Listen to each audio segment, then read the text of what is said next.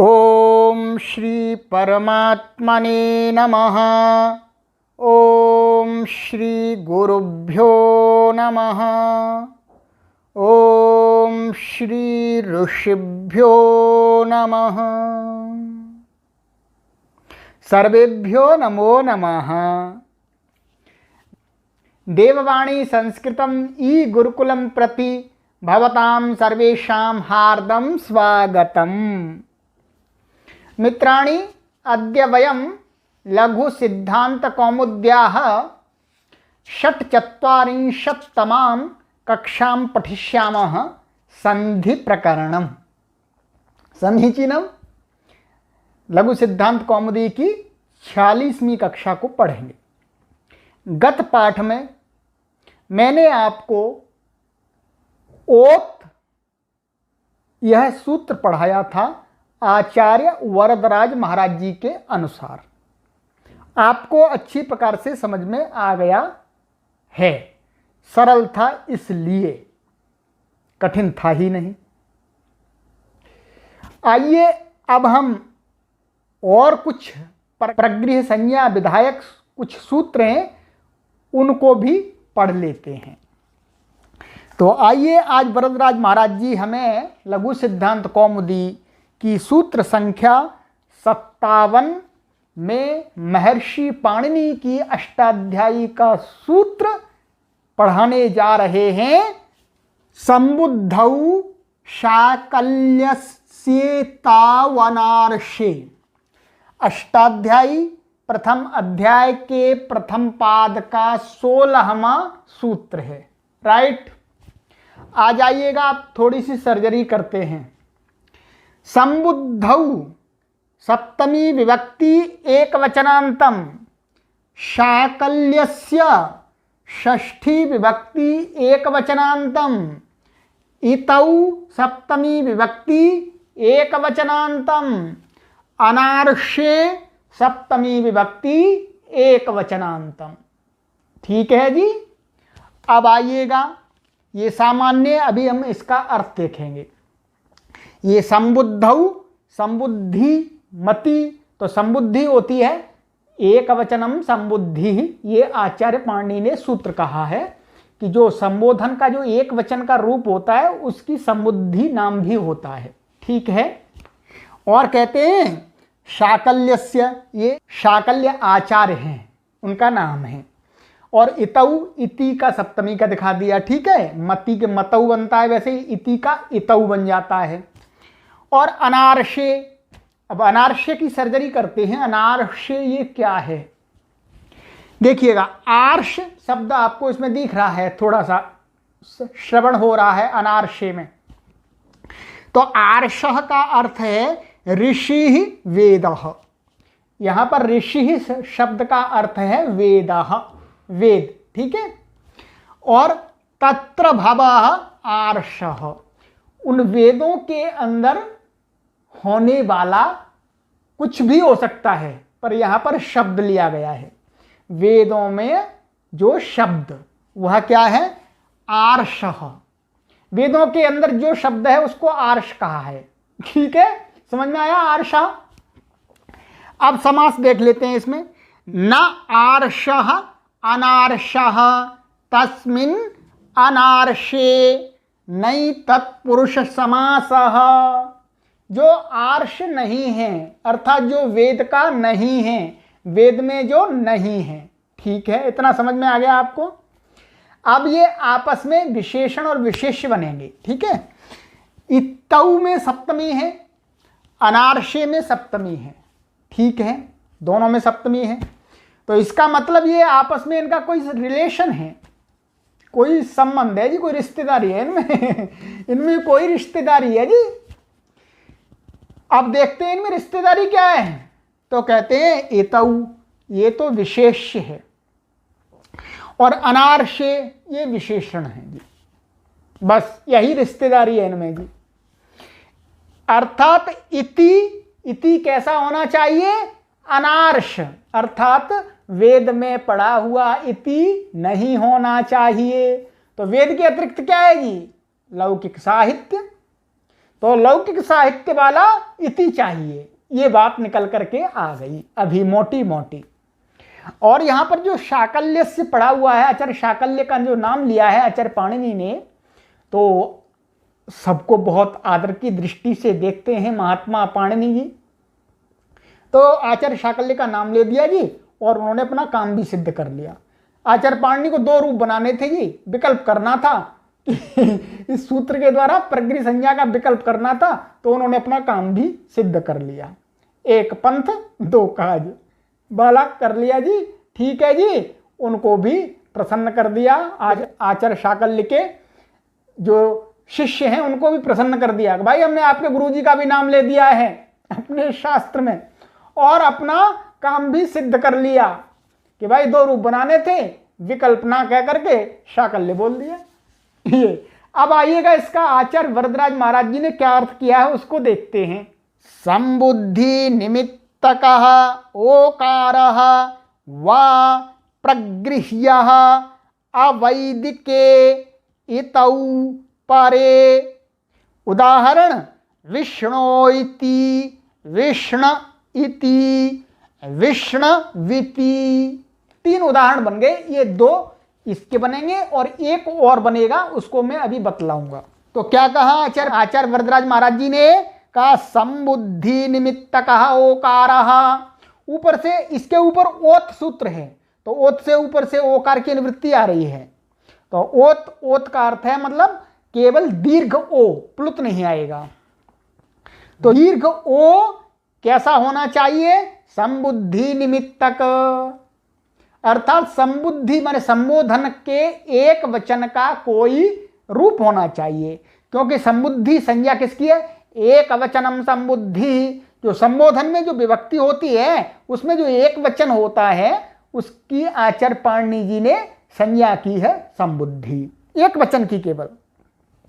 तो यही कहा संबुद्धि निमित्तक, इसका अर्थ हुआ संबोधन का जो एक वचन का रूप है किसी शब्द का, और उसके अंत में यदि ओ है तो कहते हैं वो निपात ना हो, निपात ना हो, उसकी निपात संज्ञा ना हो तो भी क्या है? वामन विकल्प से प्रगृह्य, प्रगृह्य संज्ञा वाला हो जाता है। एक शर्त और लगा दीजिए, अवैदिके इतौ परे। आगे अर्थात वेदों में जो प्रयुक्त इति होता है वह नहीं होना चाहिए, दूसरा इति होना चाहिए। दूसरा अर्थात लौकिक साहित्य में प्रयुक्त इति होना चाहिए, या हम लोगों के संभाषण में जो प्रयुक्त इति होना चाहिए, परंतु वेद वाला इति नहीं। वेद का जब पद पाठ आदि करते हैं तो बाद में इति इति करते हैं, वो वाला इति नहीं होना चाहिए जी।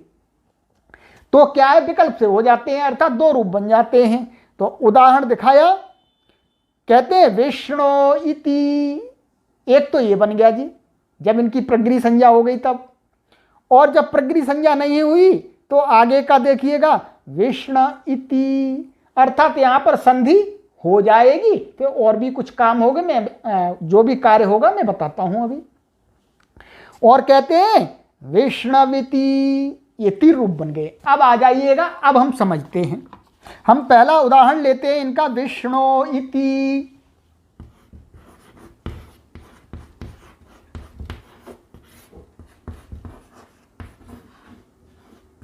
देखिएगा, सबसे पहले यहां पर कौन सी संधि प्राप्त थी? एचो यवायावह से अवादेश प्राप्त था, परंतु हमें यहां पर कहीं पर नहीं करना है, तो इसलिए आचार्य पाणिनि ने सूत्र बना दिया जी, ये ओकार अंत में है इसके। और कहते हैं ये संबुद्धि, संबुद्धि का निमित्तक भी है ये ओकार, जो संबुद्धि का रूप है। ये संबुद्धि का कैसे है? एक वचनम संबुद्धि ही। संबोधन में विष्णु का क्या बनता है? हे विष्णु, और उस संबोधन के एक वचन का नाम रख दिया आचार्य पाणिनि जी ने, मैंने अभी बताया था एक वचनम संबुद्धि ही। तो ये संबुद्धि निमित्तक ओकार हो गया। तो इस कारण से इसकी क्या करेंगे? आगे जो इति आ रहा है ये वेद का इति नहीं है, अनार्ष इति है, आर्ष नहीं है। तो अब क्या होगा? आचार्य शाकल्य के मत में आचार्य पाणिनि जी ने कह दिया, इनके मत में तो जी प्रगृह्य संज्ञा हो जाती है, दूसरों के मत में नहीं होती है। उसी बात को आचार्य वरदराज महाराज जी ने शाकल्य का नाम नहीं लिया जी अपने अर्थ में, वाह कर दिया। वाह और शाकल्य एक ही बात है, एक तरह से ही है, ठीक है। तो अब प्रगृह संज्ञा हो जाती है जिस पक्ष में, उस पक्ष में क्या है, अब यहां पर प्लुत प्रगृह्या अचिनित्यम से कहा भाई जिसकी प्रगृह संज्ञा होती है उसको कुछ भी काम नहीं हो सकता, उसको कोई भी टच नहीं कर सकता है, क्योंकि वो तो सुपर पावर बन जाते हैं। तो ये विष्णु ये सुपर पावर बन गए और ये इति चुपचाप यहीं पर बैठे रहे, इन्होंने कोई भी छेड़खानी करने की हिम्मत नहीं की। आ जाइएगा अब आगे हम दूसरा रूप देखते हैं इसी का। एक तो ये बन गया आपका प्रगृह पक्ष का। अब जब प्रगृह संज्ञा नहीं होती है तब क्या बनेगा, तब यहां पर एचो यबा यावह से क्या हो जाएगा, अब आदेश। तो क्या बनेगा अब आदेश होकर के, विष्णव इति, ठीक है। अब हम आपको ले चलते हैं अष्टाध्यायी के 8वें अध्याय के तृतीय पाद में। महात्मा पाणिनि आचार्य जी कहते हैं लोपः शाकल्यस्य, वहां पर भी आचार्य शाकल्य का नाम ले दिया जी, वहां पर भी नाम ले दिया जी, बहुत आदर देते हैं बहुत, तो वहां पर भी नाम ले दिया। अच्छा जी, लोपः शाकल्यस्य, वहां का हम पूरा अर्थ नहीं बताएंगे अभी कि वहां पर जो वह है मानिएगा उसका विकल्प अर्थात साकल्य के मत में लोप हो जाता है, दूसरों के मत में नहीं होता है, अश के परे रहते, तो ये अश प्रत्याहार के अंतर्गत आता है। और ये वह है तो वह का एक बार लोप हो गया, अर्थात साकल्य के मत में लोप हो गया तो क्या बन गया जी आपका विष्णविति। अब जिस पक्ष में लोप नहीं होता है उस पक्ष में क्या बनेगा जी, देखो अब ये आपका था विष्णु था, तो अब आदेश कर दिया था हमने, ये कर दिया और इति फिर इसमें मिला देंगे तो क्या बनेगा जी, बोलो विष्णविति। बन गए जी तीनों रूप, ठीक है। थोड़ा बुद्धि का प्रयोग करना पड़ेगा जी थोड़ा सा परिश्रम करना पड़ेगा समझने के लिए। तो ये इस सूत्र से प्रगृह संज्ञा का प्रयोजन दिखला दिया ये, और यहां नहीं हुई तब ये दो रूप बन गए हमारे, ठीक है। और जब प्रगृह संज्ञा हो गई उस पक्ष में ये रूप बन गया। तो ये प्रगृह संज्ञा का जो प्रकरण था वह समाप्त हो गया। अब हम आगे जो भी संधि प्रकरण में चल रहा है उसको आगे की कक्षा में पढ़ेंगे। परिश्रम पूर्वक पढ़िएगा। ये व्याकरण है, व्याकरण शब्द का अर्थ ही है, अर्थात विषयों को, चीजों को व्याकरण अलग अलग कर देता है, अलग अलग उनका रूप को दिखला देता है। अच्छा ये ऐसी है, अच्छा ये ऐसी है, अच्छा ये ऐसी है, एकदम शुद्ध रूप में दिखलाता है। और आप भी देख रहे होंगे कि व्याकरण क्या चीज है। अभी तो ये आरंभ है, ये आरंभ है। जब आप इसको पूरा पढ़ लेंगे तब आपको आनंद ही आनंद आएगा, आनंद ही आनंद आएगा। आप वास्तव में यही कहने लगेंगे शब्दमयः ब्रह्मा, अर्थात ब्रह्मा एव शब्दमयः। अरे शब्द ही ब्रह्म है, ब्रह्म ही शब्द है। परमात्मा की प्राप्ति तो इसी मार्ग से हो सकती है, ज्ञान के मार्ग से ही हो सकती है, संसार में और कोई मार्ग नहीं है। फिर आप इतना रुचि लेने लगेंगे जब आप पूरा व्याकरण पढ़ लेंगे आचार्य पाणिनि जी का, मैं गारंटी ले सकता हूं। पढ़ते रहिएगा। अस्तु अत्रैव विरमामः। सर्वेभ्यो नमो नमः।